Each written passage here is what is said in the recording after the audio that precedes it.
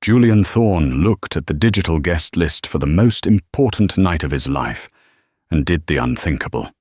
With a single tap of his finger, he deleted his wife's name. He thought she was too plain, too simple, and too embarrassing to stand beside him at the Billionaire's Vanguard Gala. He thought he was protecting his image. He had no idea he was signing his own death warrant. He didn't know that the woman waiting at home in sweatpants wasn't just a housewife. He didn't know that the entire gala wasn't organized for him, but by her. When the doors of the grand hall finally opened, Julian didn't just lose his reputation. He realized he had been living in the shadow of a queen. And tonight, the queen was coming for her crown. The air in the penthouse office of Thorne Enterprises smelled of espresso, expensive leather, and arrogance. Julian Thorne, a man who had recently graced the cover of Forbes under the headline, "The Future of Tech," stood by the floor-to-ceiling window overlooking the grey skyline of Manhattan. He adjusted his bespoke cuffs, the gold links catching the dull afternoon light. "Sir, the final guest list for the Vanguard Gala is being sent to the printer in 10 minutes, his executive assistant, Marcus, said. Marcus was a young man, efficient and observant, who had been with the company long enough to see the cracks in the foundation that Julian ignored. Julian turned, walking back to the mahogany desk. "Let me see it one last time." Marcus handed over the tablet. Julian scrolled through the names. It was a who's who of the global elite.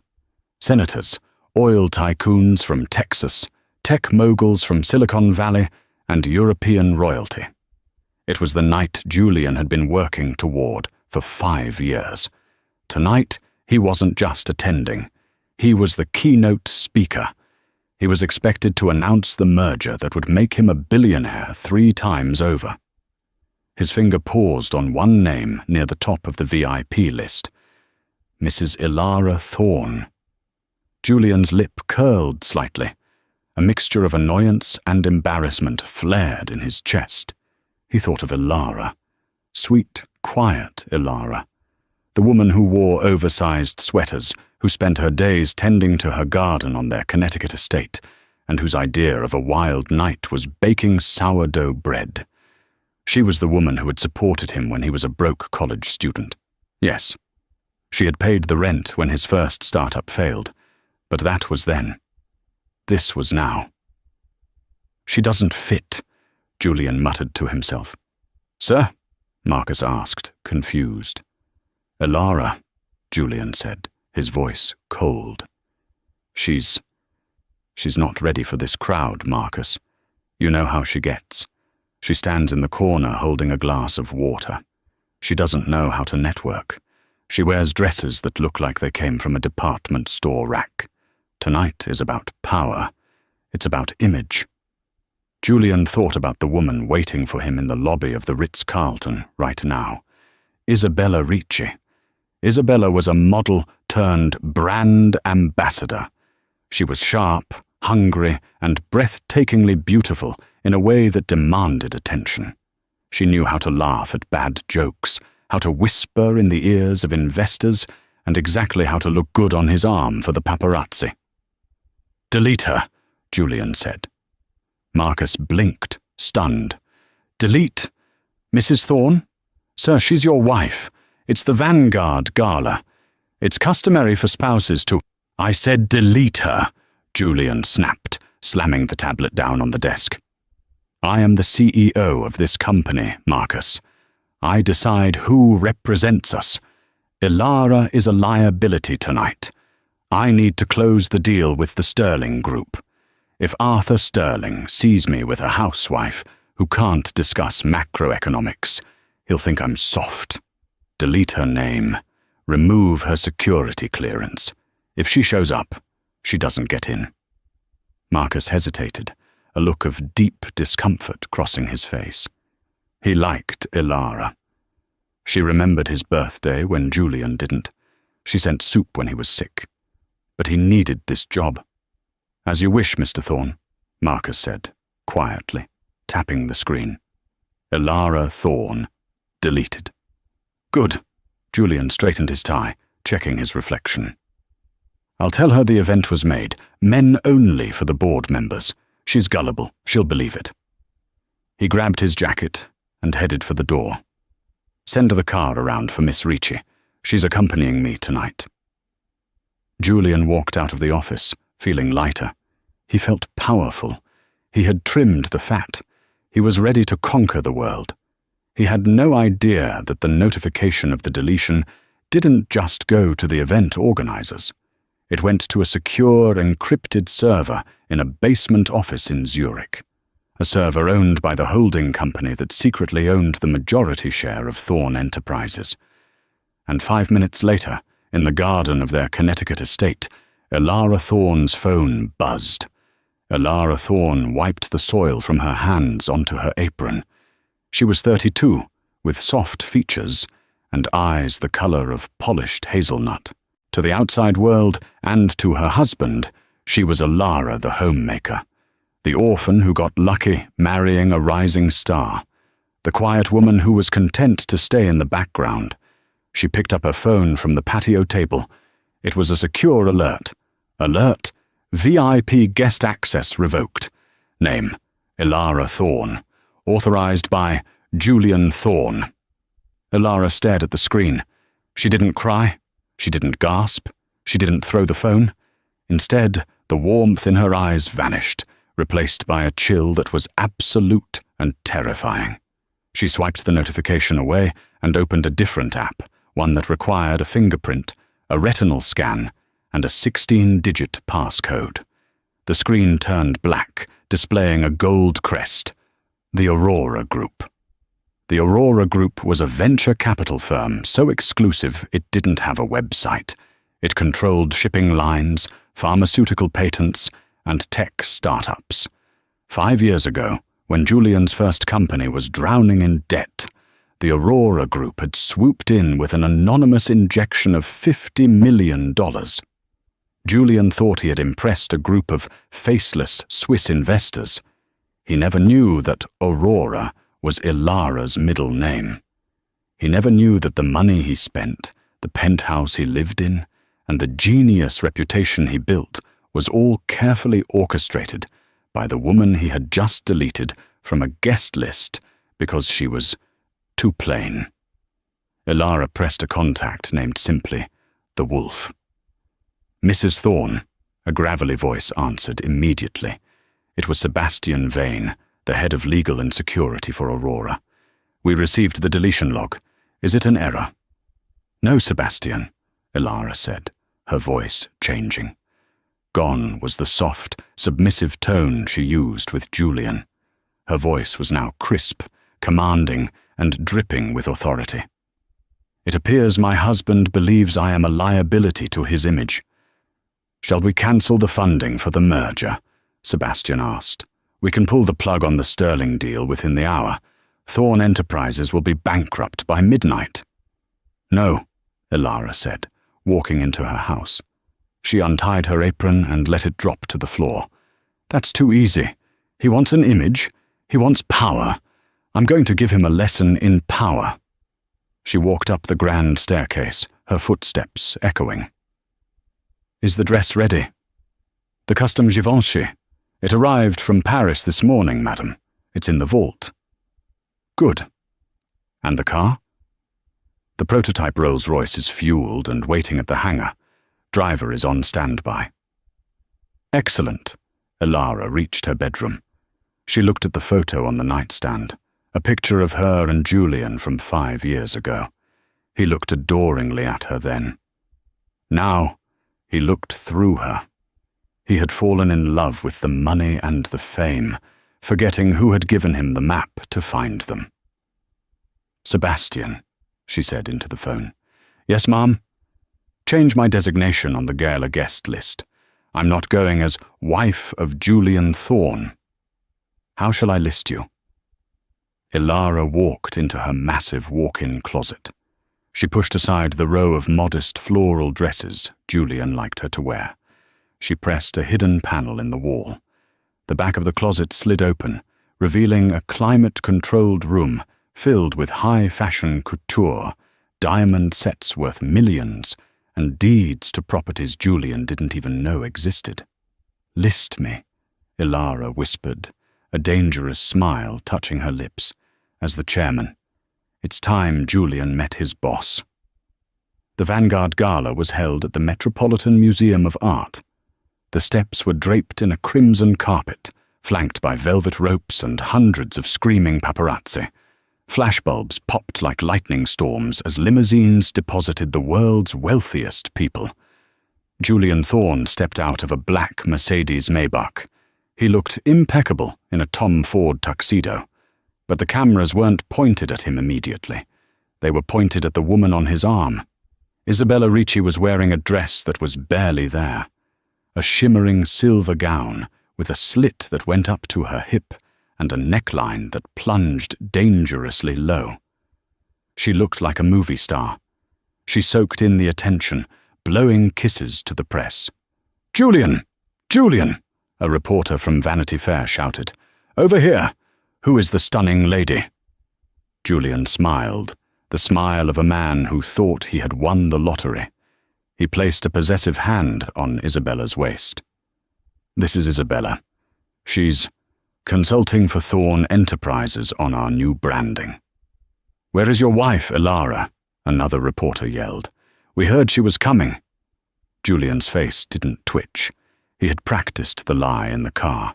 He adopted a look of solemn concern. "Ilara is unfortunately under the weather tonight. She sends her regrets. Honestly, this high-paced world isn't really her scene.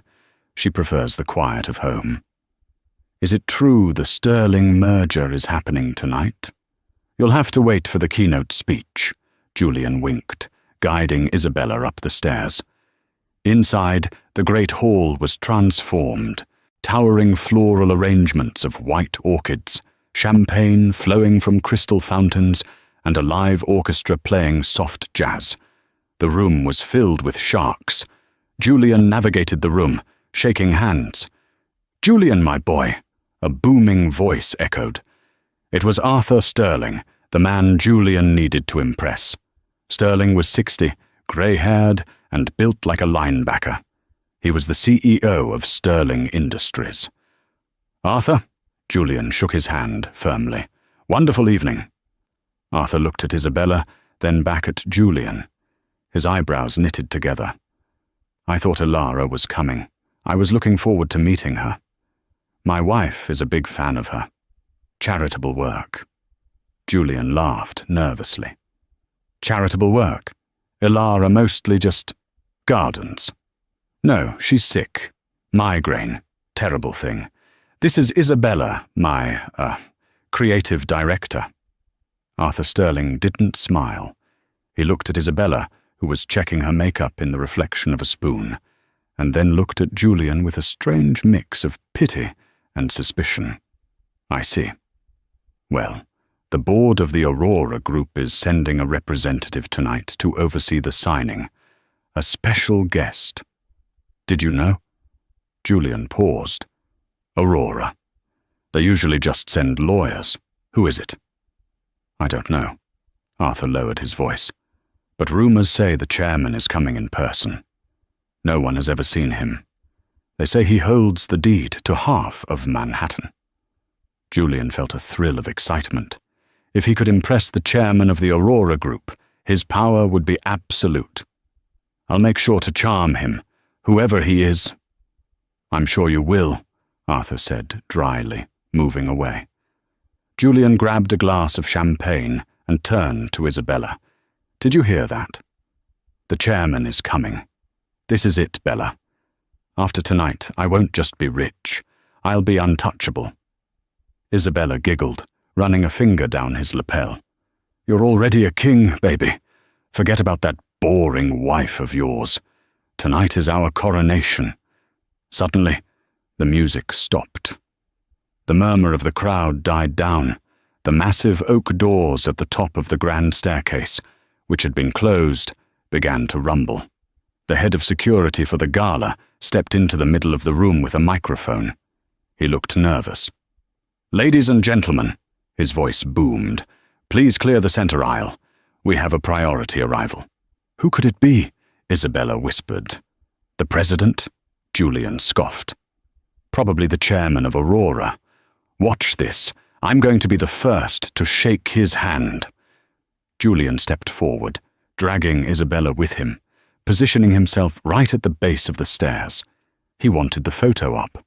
The CEO of Thorn Enterprises greeting the mysterious investor. The doors groaned open. But it wasn't an old Swiss banker in a suit who stepped out. The silhouette was feminine. The figure stepped into the light.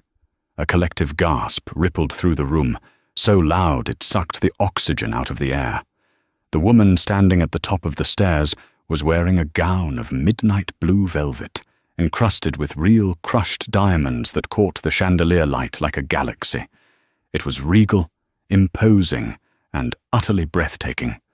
Her hair, usually tied in a messy bun, was cascading in sleek Hollywood waves.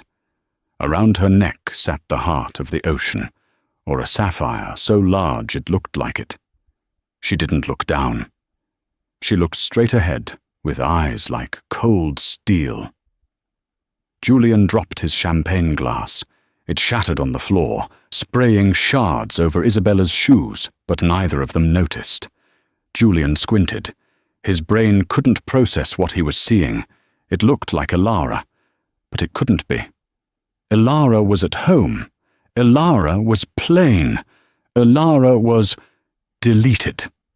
The woman began to descend the stairs. Every step was calculated. Every movement screamed power. The master of ceremonies announced, his voice trembling slightly, "Ladies and gentlemen, please rise for the founder and chairman of the Aurora Group, Mrs. Ilara Vance Thorn." The silence that followed was deafening. Julian felt his knees buckle. Isabella looked at him, eyes wide. "I thought you said she was a housewife." Ilara reached the bottom of the stairs. She stopped 3 feet in front of Julian. She didn't look at him. She looked through him, directly at Arthur Sterling, who was bowing his head in respect. Then, slowly, she turned her gaze to her husband. "Hello, Julian," she said. Her voice was amplified by the acoustics of the room, smooth and deadly. "I believe there was a mistake with the guest list. You seem to have erased me. So I decided to buy the venue." The flashbulbs were blinding, but Julian felt like he was standing in pitch darkness. The air in the grand hall had grown thick, suffocating. He looked at Ilara. No, this wasn't Ilara. This was a stranger wearing his wife's face. The Ilara he knew wore cotton pajamas and smelled of vanilla. This woman smelled of oud wood and cold, hard cash. She stood taller, her posture regal, her chin tilted up as if the world were waiting for her permission to spin. "By the venue?" Julian stammered, his confident CEO voice reduced to a pathetic squeak. "Ilara, what are you talking about? You're hallucinating. You need to go home. You're embarrassing yourself." He reached out to grab her arm, a reflex of control he had used 1,000 times before. Before his fingers could graze the velvet of her gown, a massive hand intercepted his wrist. It was Sebastian Vane, the man Julian thought was just a faceless lawyer for the Aurora Group. In person, Sebastian was 6'4", with a scar running through his eyebrow and a grip like a hydraulic press. "I wouldn't touch the chairman if I were you, Mr. Thorn," Sebastian growled, his voice low enough that only they could hear, but menacing enough to make Julian flinch. Isabella Ricci, sensing her moment in the spotlight was fading, stepped forward. She flipped her hair, trying to regain control of the narrative. "Oh, please, this is ridiculous. Julian, tell your little housewife to go back to her gardening. This is a business gala, not a costume party. Who does she think she is? Crashing our night?" Ilara finally shifted her gaze to Isabella. She didn't look angry. She didn't look jealous. She looked at Isabella the way a scientist looks at a bacteria sample in a petri dish, mildly interesting, but ultimately insignificant. Isabella Ricci, Ilara said, her voice calm. Former runway model for Versace.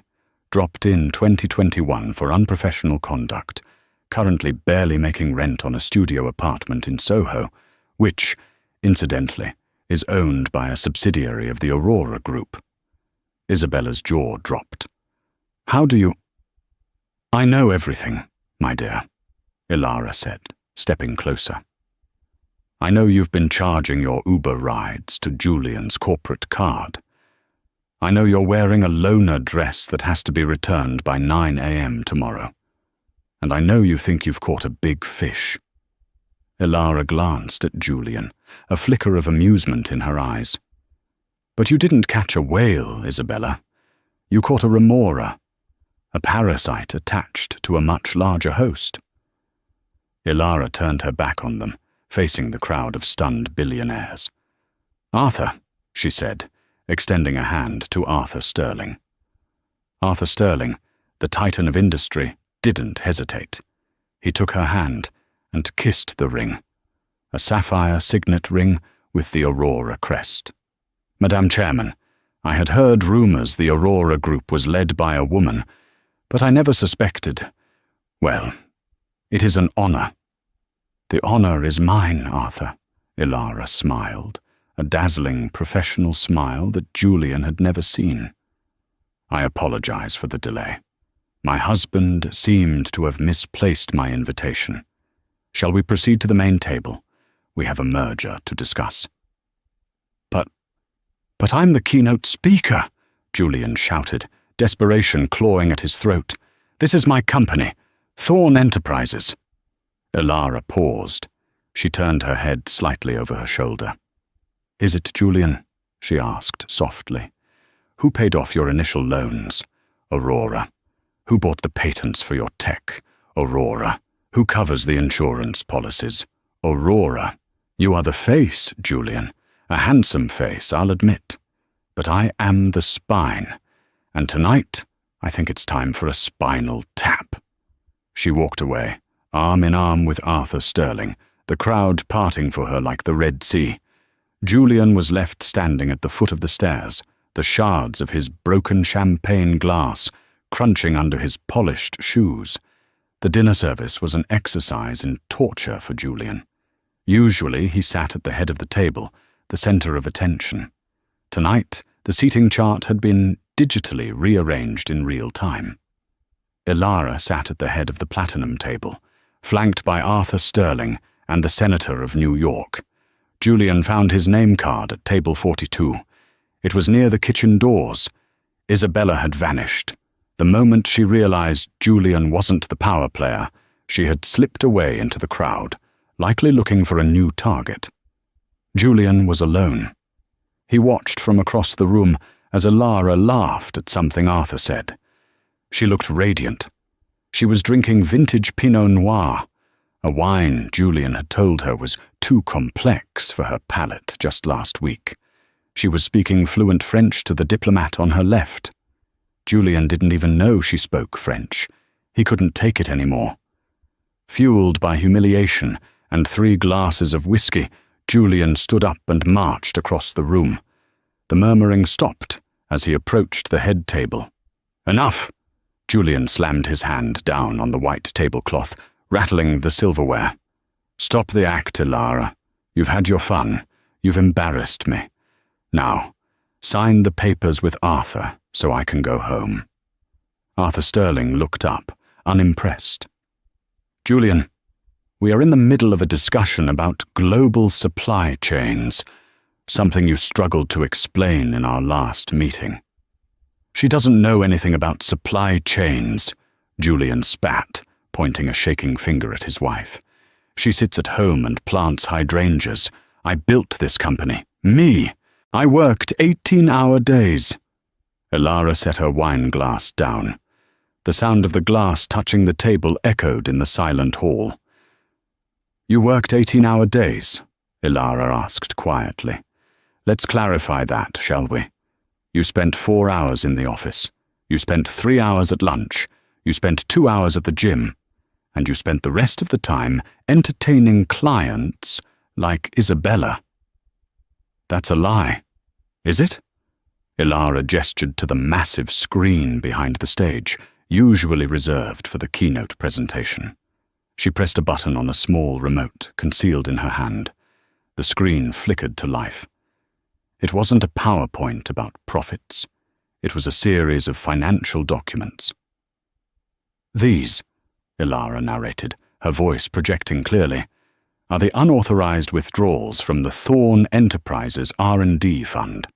$2 million transferred to an offshore account in the Caymans. $1 million spent on a consulting fee to a shell company owned by Miss Ricci. The crowd gasped. This was corporate embezzlement. This was prison time. And this, Ilara clicked the button again. A video played. It was security footage from Julian's office. The audio was crisp. Julian's voice on the recording.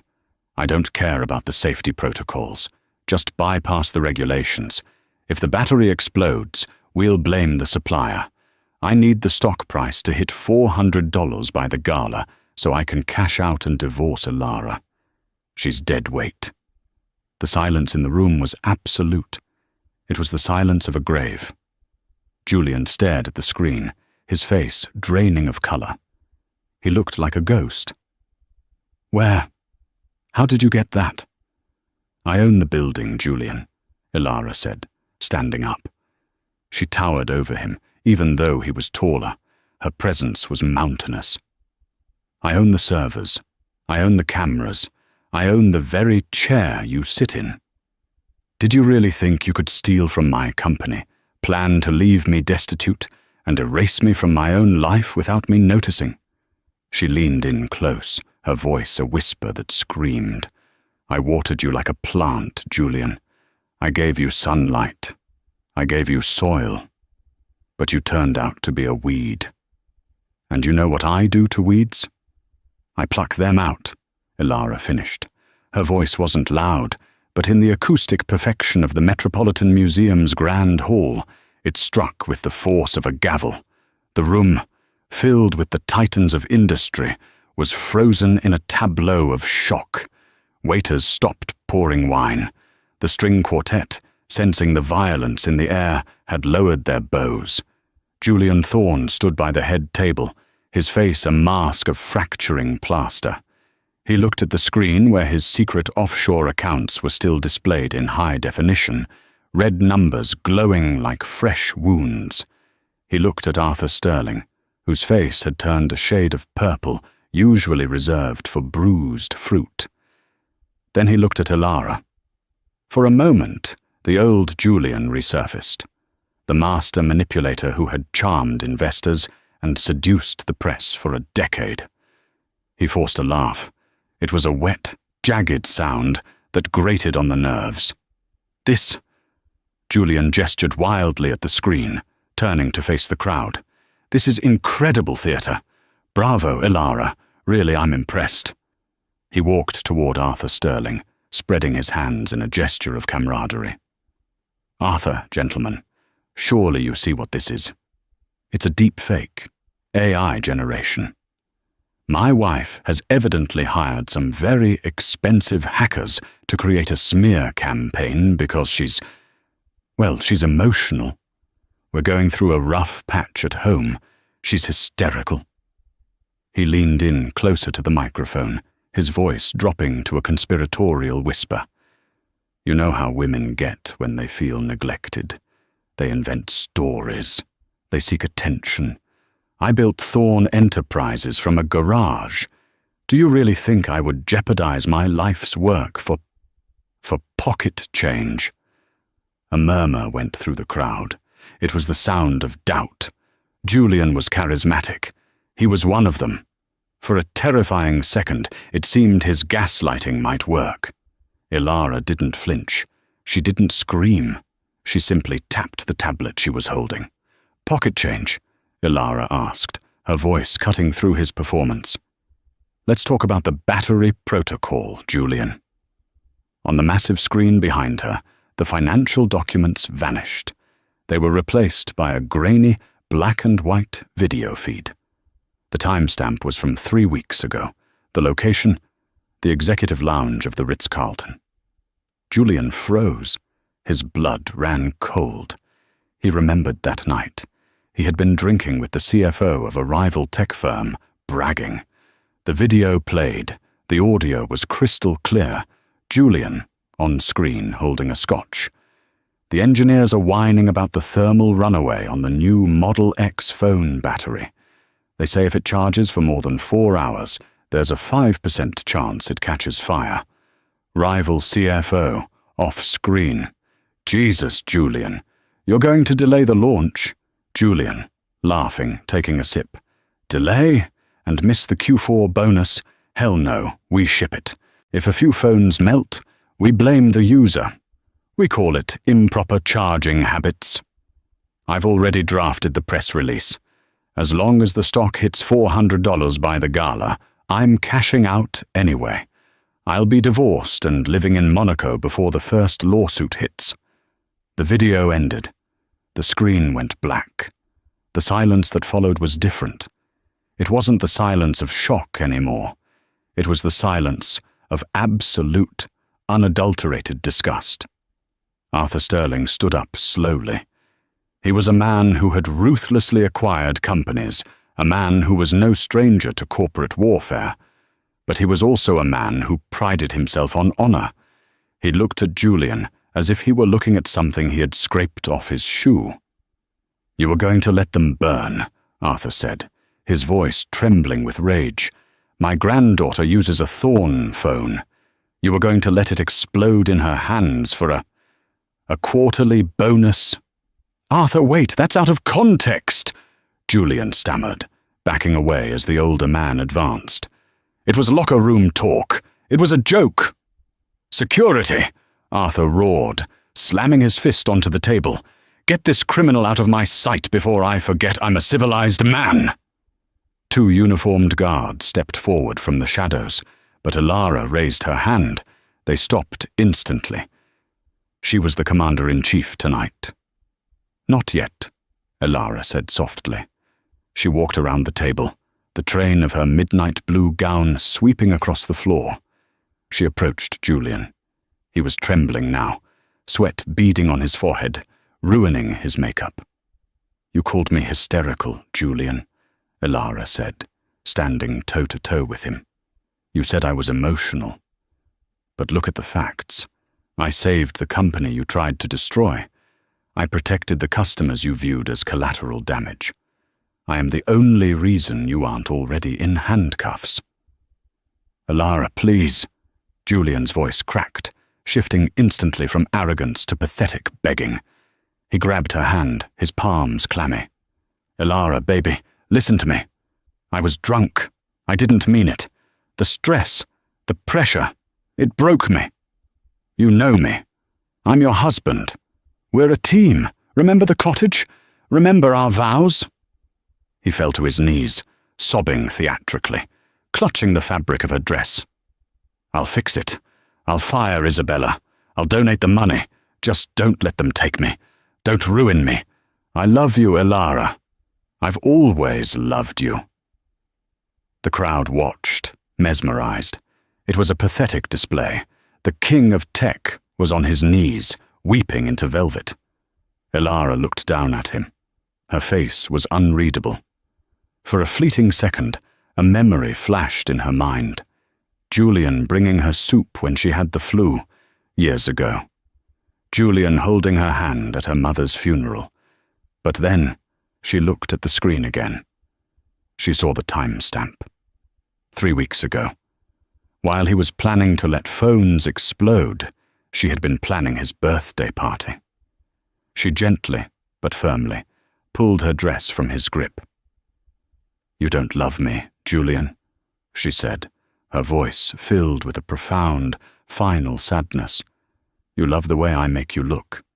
You love the safety net I provide. But you cut the net. She turned to Sebastian Vane, the imposing head of security who had been waiting in the wings like a gargoyle. Mr. Vane, Yes, Madam Chairman? Remove him. Sebastian stepped forward, grabbing Julian by the upper arm. It wasn't a gentle escort. It was a vice grip. Julian yelped. No, get off me! I'm the CEO! You work for me! Julian screamed, thrashing as Sebastian and another guard dragged him backward toward the grand exit. Elara, tell them to stop. I own this company. I own 51%. Elara picked up the microphone from the podium. She didn't shout. She spoke clearly, addressing his retreating figure. Actually, Julian, she said, Clause 14, Section B of the Founding Charter. In the event of gross negligence or criminal intent by the CEO, the primary investor retains the right to invoke the clean slate protocol. The what? Julian screamed, digging his heels into the red carpet. Sebastian, Elara commanded. Execute protocol. Sebastian tapped his earpiece. Execute. At that exact moment, Julian's phone, which was in the breast pocket of his tuxedo, began to vibrate violently. It wasn't just a call. It was a cascade of notifications. Julian managed to rip his arm free for 1 second. He pulled out his phone, desperate to call his lawyer. He stared at the screen. Notification. Face ID not recognized. Notification. Apple Pay. Card declined. Notification. American Express. Account closed by issuer. Notification. Tesla key. Access revoked. Notification. Penthouse smart lock. User. Julian. Deleted. What are you doing? Julian shrieked, staring at the device as it essentially turned into a brick in his hands. My accounts! My car! Everything you have, Elara said, her voice echoing through the hall, was leased in the company's name. The car, the apartment, the credit cards, even the phone in your hand. Julian looked up, terror in his eyes. But my money, my personal savings. Your personal savings were transferred to the Cayman Islands, Elara reminded him, which, thanks to the Patriot Act and the evidence of fraud I just uploaded to the FBI server 3 minutes ago, have been frozen pending a federal investigation. The color drained from Julian's face so completely he looked like a corpse. You called the feds? I didn't have to call them, Elara said, gesturing to the back of the room. They were on the guest list. I just undeleted them. At the back of the hall, 4 men in windbreakers with FBI printed on the back stepped forward. They had been waiting for the evidence to be public. Julian's legs gave out. He went limp. The security guards didn't struggle anymore. They simply dragged him. As he was hauled past the tables of his former peers, people he had laughed with, drank with, plotted with, they turned their backs, one by one. It was a wave of rejection. No one looked at him. He was already a ghost. At the massive oak doors, Julian found one last reserve of venom. He twisted his neck, his face contorted into a mask of pure hatred. You're nothing without me, he screamed, his voice cracking, raw and ugly. You can't run this. You're just a gardener. You're just a housewife.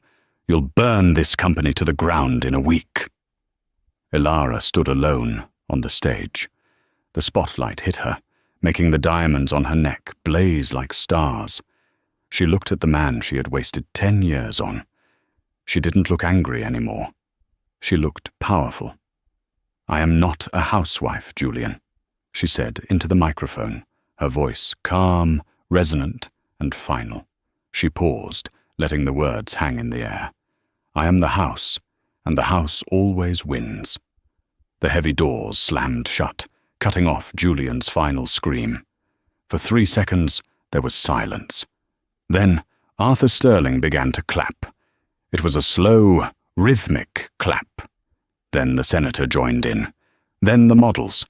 Then the waitstaff. Within moments, the entire Metropolitan Museum of Art was shaking with thunderous applause. It wasn't polite applause. It was a roar of approval. Elara didn't smile. She didn't bow. She simply nodded to Marcus, her assistant. "Clean up this mess," she whispered, gesturing to the shattered champagne glass on the floor where Julian had stood. "And serve the dessert. I believe we have a merger to sign." 6 months later. The autumn rain in Manhattan was relentless, turning the city into a blur of grey steel and neon lights. But inside the penthouse office of the newly christened Aurora Thorn Industries, the atmosphere was warm, vibrant, and ruthlessly efficient. Elara Thorn sat behind a desk that was more of a command station than a piece of furniture. It was carved from a single slab of white marble, cool to the touch, devoid of the clutter that had once plagued Julian's workspace. Gone were the ego-stroking magazine covers and the useless accolades. In their place were holographic schematics of a new sustainable energy grid and a single framed photograph of a small cottage in Connecticut, a reminder of where she found her peace. "Madame CEO," Marcus's voice came through the intercom. The title still sent a small, satisfying electric current through Elara's spine. Marcus had flourished in the last half-year. No longer the terrified assistant fetching coffee, he was now the vice president of operations, wearing a suit that actually fit, and walking with the confidence of a man who knew his job was secure. "Yes, Marcus," Elara replied, swiping a profit projection off her screen. "The legal team is here, and he has arrived." Elara paused. Her hand hovered over the digital stylus. She had known this day was coming, the finalization of the divorce proceedings. It was a formality, really. The prenuptial agreement, combined with the overwhelming evidence of Julian's corporate embezzlement and infidelity, meant there was very little to discuss. But Julian, in a last-ditch effort to salvage his ego, had demanded an in-person meeting to sign the final dissolution of partnership papers. "Send them in," Elara said, her voice steady. "And Marcus?" "Yes, ma'am?" "Have security on standby. Not in the room, just outside. I don't want a scene, but I won't tolerate a circus." "Understood. They are on their way up." Elara stood and walked to the window. The view was the same one Julian had looked out of the night he deleted her name. But the city looked different now. It didn't look like a kingdom to be conquered. It looked like a complex machine that she was finally running correctly. Since taking over, stock prices had surged 45%. The Julian Thorn innovation that the media used to praise turned out to be a bottleneck.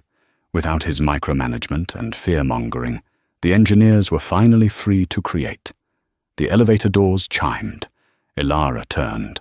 Her lawyer, a sharp-witted woman named Catherine Pierce, who was known in legal circles as the Guillotine, entered first. And then, trailing behind her like a ghost, haunting his own grave, came Julian. The transformation was shocking, even to Elara. 6 months ago, Julian Thorn had been the picture of vitality. He had glowed with the sheen of expensive moisturizers, personal trainers, and the arrogance of a man who had never heard the word no. The man standing before her now looked hollowed out. His suit was off the rack, ill-fitting at the shoulders and slightly frayed at the cuff. His hair, once perfectly coiffed, was thinning and dull. But it was his eyes that told the real story. The fire was gone.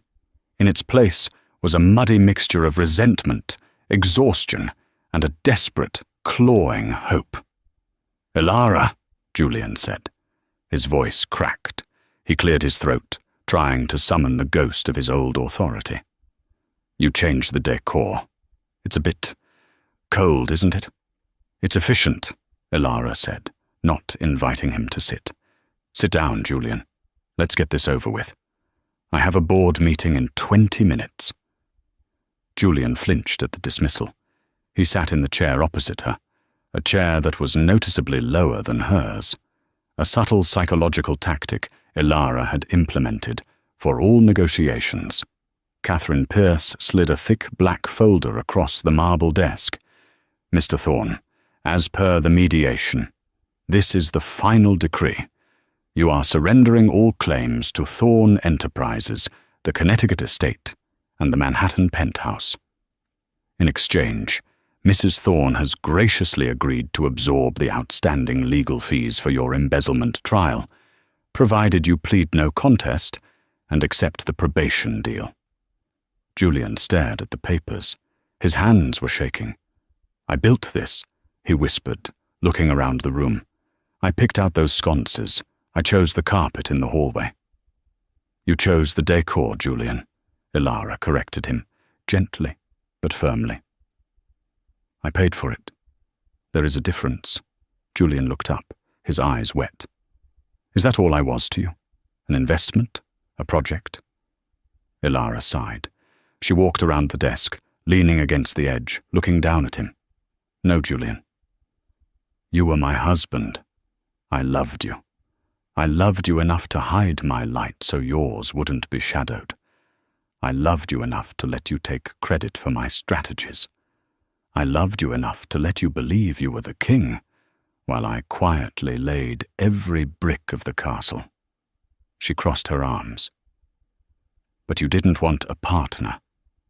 You wanted a prop. And when you thought the prop wasn't shiny enough for your big night, you tried to throw it in the trash. You didn't realize that without the prop, the whole stage collapses. I made a mistake, Julian burst out, the desperation finally breaking through. One mistake. I was stressed. Isabella meant nothing. She was just a distraction. I can change, Ilara. Look at me. I've lost everything. Isn't that punishment enough? Take me back. Not as CEO, just give me a job. I can work in sales. I can consult. Please, I'm drowning out there. He leaned forward, his face pale. Do you know where I'm working? A used car lot in Queens, Ilara. Queens. I'm selling Civics to college kids who don't even know who I am. Last week, a customer threw a coffee at me because the transmission failed. Me? Julian Thorne? Ilara looked at him, and for a moment, she searched her heart for pity. She looked for that familiar tug of guilt that had controlled her for a decade. She found nothing. It wasn't that she was cruel. It was just that she had finally grown up. She realized that saving Julian from the consequences of his actions wasn't love, it was enabling. You're good at sales, Julian, she said objectively. You sold me a dream for 10 years that turned out to be a lemon. You'll do fine in Queens. Julian's face hardened. The sorrow evaporated, replaced by a flash of the old, nasty malice. You think you've won, don't you? You think you're some feminist icon. But you'll always be the woman who couldn't keep her husband happy. You'll be alone in this tower. Cold and alone. Ilara smiled. It wasn't a bitter smile. It was the smile of someone who had just realized the weather had cleared. Catherine, Ilara said to her lawyer. Does he have a pen? Catherine handed Julian a pen. He gripped it like a dagger, stared at the signature line, and for a second, he hesitated. He looked at the office one last time. He looked at the life he had incinerated, because he was too insecure to share the spotlight. He signed. The scratching of the pen on paper was the loudest sound in the room. Done! Julian slammed the pen down. He stood up, smoothing his cheap jacket. I'm leaving. I hope you choke on your money, Ilara. Goodbye, Julian, Ilara said, turning her back to him to look out the window again. She heard his footsteps retreat. She heard the heavy oak door open and close. And then, silence. But it wasn't a lonely silence. It was a peaceful one. Catherine, Ilara said without turning around. Did the transfer go through? Yes, Madam Chairman. The moment he signed, the final trust fund payment was authorized. He doesn't know it yet, but you put $200,000 in an account for him. Why? After everything he said? Ilara watched the rain streak against the glass. Because I'm not him. I don't destroy people just because I can. That money will keep him off the street, but it won't buy him a way back in. It's a severance package for a failed employee. Nothing more. Catherine chuckled, gathering her files. You're a better woman than I am, Ilara. I would have let him starve. I'm not better, Ilara whispered to the glass. I'm just finished. Later that afternoon, the rain had stopped, leaving the city scrubbed clean and glistening under a breaking sun. Ilara stepped out of the lobby of Aurora Thorne Tower. Your car is ready, madame, the valet said, holding open the door of the silver Rolls-Royce. No, thank you, James, Ilara said, adjusting her scarf. I think I'll walk today. Walk, ma'am, but the paparazzi. Let them snap their pictures, Ilara said, putting on her sunglasses. I have nothing to hide. She walked onto the sidewalk, merging into the flow of New York City. For years she had walked with her head down, trying to avoid being noticed, trying not to embarrass Julian. Today, she walked with a stride that commanded space. She passed a newsstand. The cover of Business Weekly featured her face, not a side profile, not a blurry paparazzi shot, but a studio portrait she had commissioned. The headline read, The Silent Architect Speaks, How Ilara Thorne Saved a $1 billion Empire. She paused for a moment, looking at it. Beside the stack of magazines was a tabloid. The headline there was smaller, tucked in the corner. Fallen tech bro Julian Thorne. Spotted eating sandwich on curb. Ilara felt a vibration in her pocket. She pulled out her phone. It was a text from Arthur Sterling. Arthur. The European delegation is asking if you can fly to Paris next week for the summit. They want to discuss the clean energy patent. Also, my wife wants to know if you'd like to join us for dinner tonight. No business, just wine. Ilara typed back, Tell the delegation I'll be there. And tell your wife to open the good Cabernet. I'm bringing dessert. She put the phone away and turned a corner, entering Central Park. The noise of the city faded, replaced by the rustle of leaves. She made her way to the conservatory garden. 6 months ago, she had been a woman defined by who she was married to. She had been Julian's wife, a deletion on a guest list, an inconvenience. She stopped in front of a massive bed of blooming hydrangeas, blue, purple, and pink, exploding in a riot of color. She reached out and touched a petal. It was delicate, yet resilient. It had survived the winter to bloom in the sun. A young girl, maybe 20 years old, was sitting on a bench nearby, sketching the flowers. She looked up and saw Ilara. Her eyes went wide. "Excuse me?" the girl stammered. Are you Ilara Thorne?" Ilara looked down, surprised. "I am." The girl scrambled to stand up, dropping her sketchbook. "Oh my God!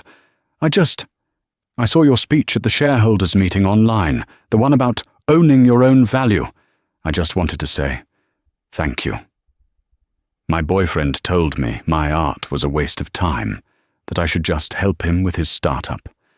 I broke up with him this morning because of you." Ilara felt a lump form in her throat. She looked at the girl, so young, so full of potential, standing on the precipice of the same mistake Ilara had made. "What is your name?" Ilara asked. "Sophie." Ilara reached into her bag and pulled out a business card. It was heavy, cream-colored cardstock with gold embossing. "Sophie," Ilara said, handing her the card. "When you finish your portfolio, call this number. Aurora Thorne is looking for creative consultants for our new branding. We need people who understand that art isn't a waste of time. It's the soul of innovation." Sophie stared at the card, her hands trembling. Thank you.